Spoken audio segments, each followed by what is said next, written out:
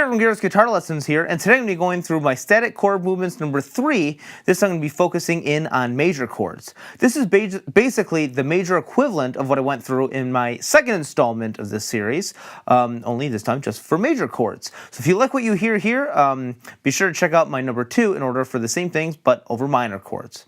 Anyways, let's get right to it.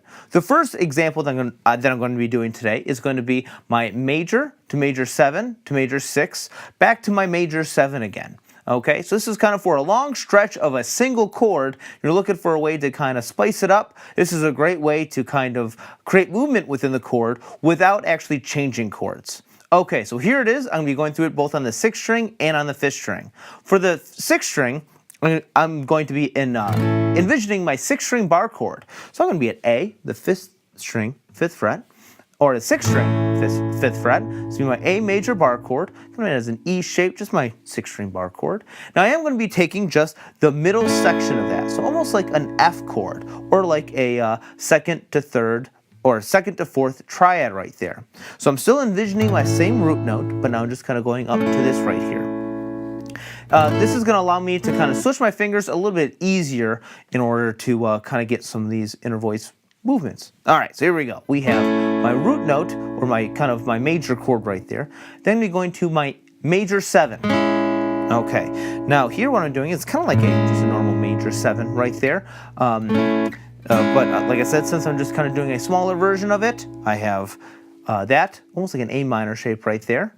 And then I'm going to be moving my first finger back to the 4th fret, 4th string. My 3rd finger is going to be on the 3rd string, 6th fret, and my 2nd finger is going to be on the 2nd string, 5th fret, much like A major 6. But again, I'm cutting out that root just so it's a little bit easier for us to switch between. You could also just play the full versions of these chords as well.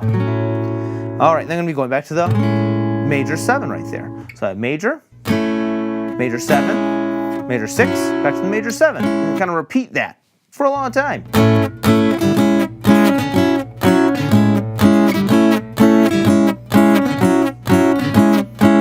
Awesome. Now another way that we can kind of spice things up is if we want to move to the 4 chord, we can have that last chord be a dominant 7, which I can kind of do this shape or just kind of like a normal dominant 7 chord right there. I know I'm switching back and forth between adding that 6th string root and not. It's whatever you feel most comfortable doing, whether it's the smaller chord shapes or the full chord shapes as well. They both sound kind of nice. So that dominant 7 right there will kind of lead us to that D chord. I have a whole nother video on kind of secondary dominance and how you can kind of add some dominant chords to things as well. So if you're more interested in adding more dominant chords to your song or to a song that you're arranging, be sure to check that video out as well. Okay, so there's my first kind of idea from my 6th string. Now to go through the same thing on the 5th string, I'm going to go to my 5th string major bar chord. This time I'm going to be going to D, 5th string, 5th fret. All right, and then I'm going to be going to my major 7. Now my major 6 is quite the stretch right there. This is going to be my almost like a dominant 7 chord. So my pinky is going to be in the 7th fret, 7th fret, 2nd string. My 3rd finger is going to be in the 7th fret, 4th string. My 2nd finger is going to be on the 5th string, 5th fret, on that root note. And then my 1st finger is going to be all the way back there on the 4th fret, 3rd string. This is kind of a nasty stretch. So just like before, we could take just those inner triads as well, or kind of just smaller versions of those chords and just ignore that root note to make it a little easier for us. And then go back to that major 7. So we put the full chords, or just kind of those triads right there, implying the full chord, just leaving out that root right there. Awesome. Again, just like before, depending on where we're going, if we're going to, let's say, a G chord, then I can add a dominant 7 at the end of that to take us to that G chord.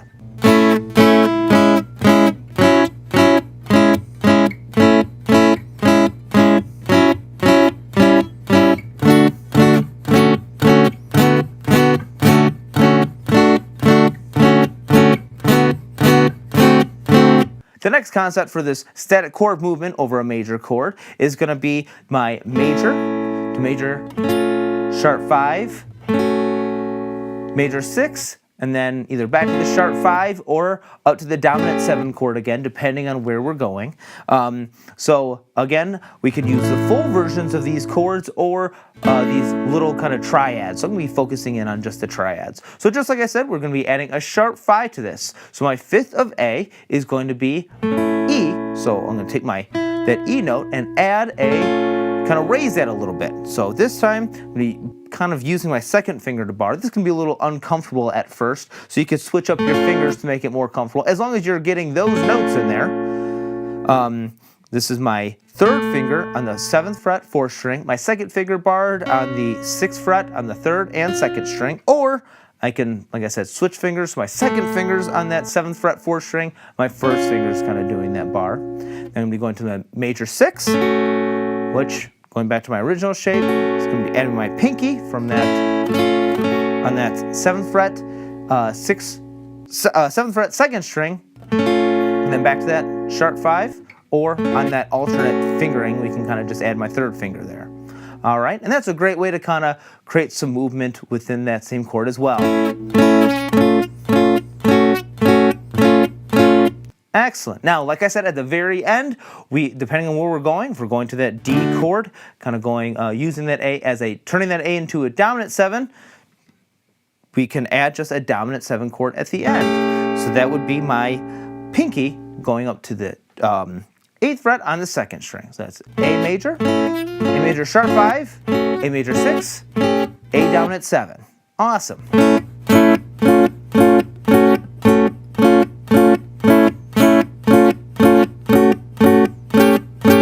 Now for the same concept on the 5th string, this one's a little bit tougher, so I am going to be focusing here on that upper triad, or that upper portion of that chord right there. But I'm going to be envisioning my root note in the same place as before, my D chord, 5th string, 5th fret, and then it's going to be kind of playing just that upper triad right there. Now for that sharp 5, you'd be thinking of the 5th of D, which is A. So here I find that A on the 1st string, 5th fret. So I need to raise that, make that a sharp 5. So here's D, D sharp 5, D6 is going to be everything kind of on that 7th fret. So there's kind of a nice way you can use any finger there. And then back to that sharp 5, or it can go up one more half step on that 1st string. Normal 5, or just a D chord, D sharp 5, D6, D dominant 7, by just adding my pinky on that 8th fret, 1st string right there.